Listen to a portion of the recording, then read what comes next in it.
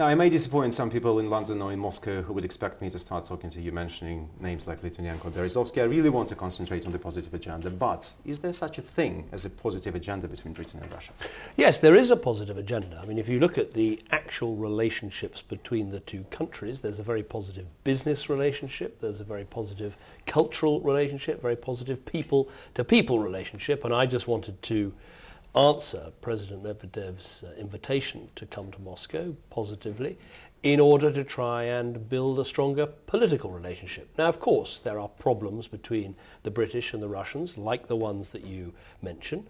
Neither side is changing its view about those problems, but we've said, well, let's try and go beyond that and build a stronger economic relation, trading relation, and also have discussions about issues in the world where perhaps Britain and Russia can work together, whether it's Libya or Syria or the Middle East peace process. And that to me is a good, sensible way for two countries to behave. Earlier today, and we're talking Monday, news has been released about Mr. Gaddafi's son going to Niger, if memory serves me well.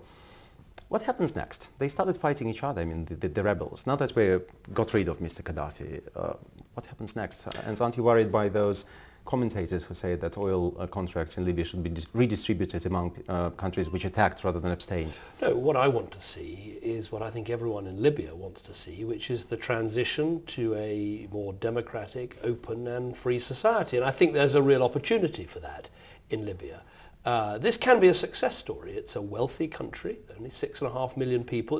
It's a wealthy country with poor people because they've had an appalling dictator who's been robbing that country. Now it has the chance of peaceful progress and development, and they should award contracts to those companies and countries that make the most competitive bids. There shouldn't be favours. It should be, though, part of the reconstruction of Libya now that it has the chance of a new government. Coming back to the UK-Russia agenda,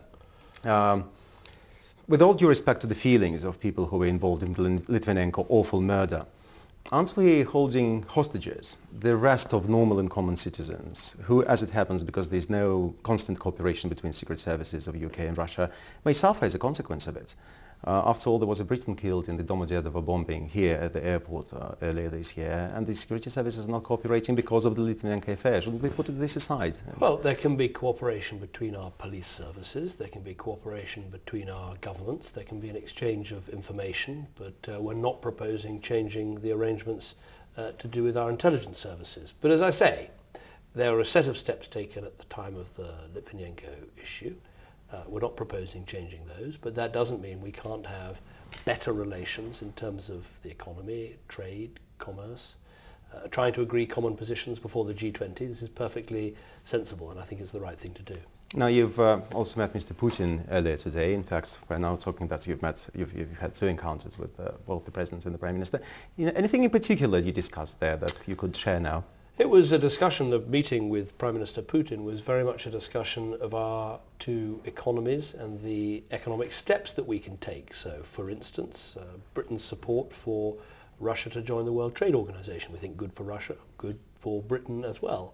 For instance, the cooperation over the forthcoming Olympic Games. There's Britain next year, the Sochi Olympics in 2014. We want to, there are already British companies working on that project. Also cooperation in the areas of science, innovation, energy, infrastructure.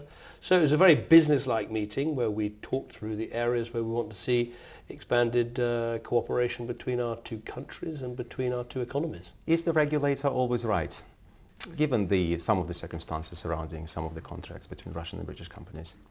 Is the regulator always right? Yeah, that's the saying which they use in some of the oil firms. Well, what I'd say is what we need to have, and this goes for not just for both countries, this frankly goes for all countries. What we need to have is the effective rule of law so that companies, wherever they're operating, know that contracts will be honoured and payments will be made.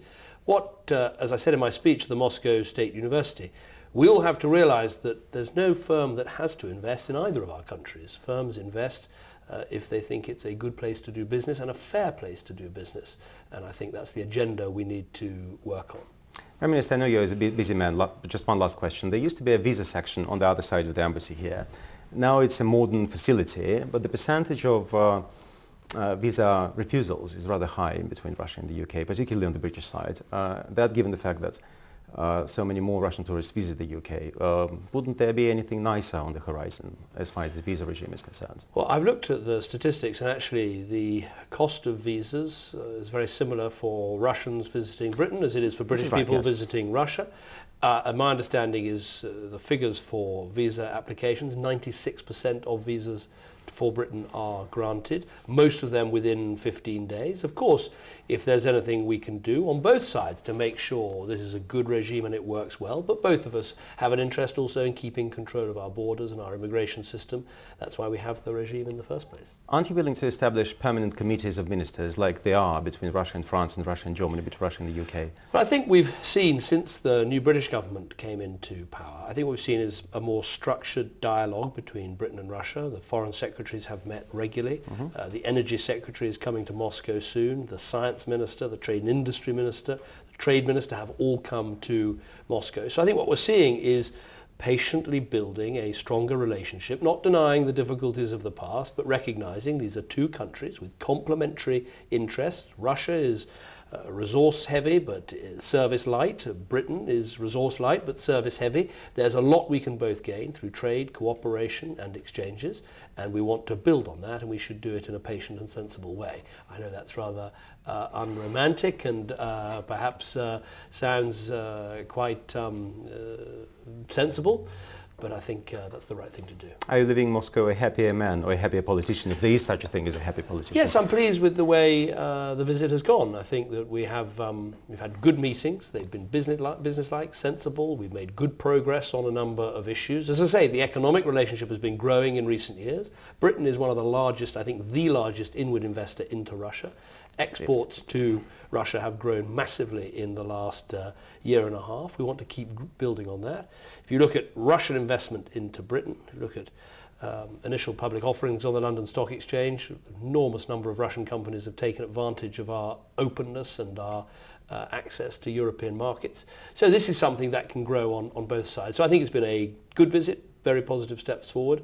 More to be done, but I have enjoyed my visit and I think it's had a good purpose. Thank you so much indeed, Prime Minister. Thank you.